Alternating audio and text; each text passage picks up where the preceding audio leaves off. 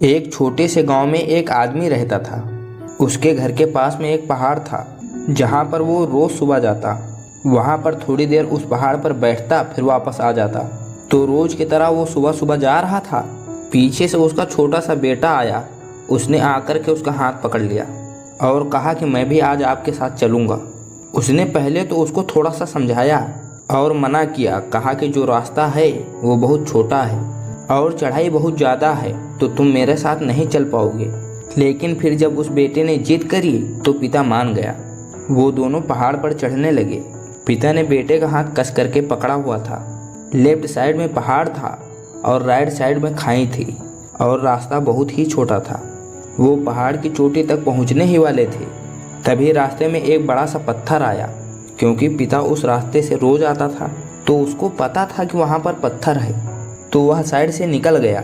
लेकिन जो बेटा था उसका ध्यान कहीं और था, तो उसका घुटना जा करके उस बड़े से पत्थर से टकरा गया।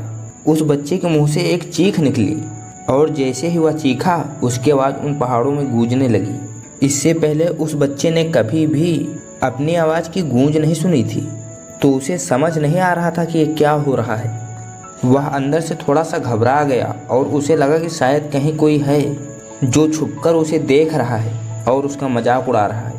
फिर उस बच्चे ने बोला, कौन हो तुम? तो जब उस बच्चे ने उस गूंज को सुना तो उसे गुस्सा आ गया। उसे लगा, कौन है ये जो मेरा मजाक उड़ाए जा रहा है? फिर उसने गुस्से से कहा कि मैं छोड़ूंगा नहीं। और फिर जैसे ही उसने उस गूंज को सुना वह घबरा गया। उसके पिता समझ गए थे कि क्या हो रहा है। उसने अपने पिता का हाथ कस के पकड़ लिया और उसने पूछा कि कौन है ये जो मुझे इतना तंग कर रहा है? कौन है ये जो मुझे डरा रहा है? तो उसके पिता थोड़ा सा मुस्कुराए और उन्होंने खाई की तरफ देखा और ज़ोर से बोला, मैं तुमसे बहुत प्यार करता हूँ।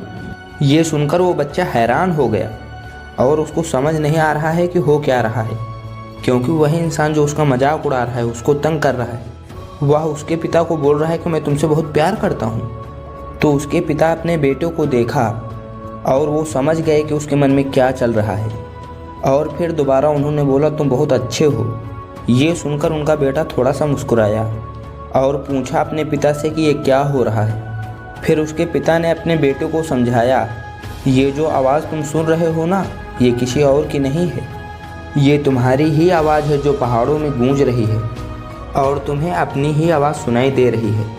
जैसे तुम बोलते हो ठीक वैसा ही तुम्हें सुनाई देता है।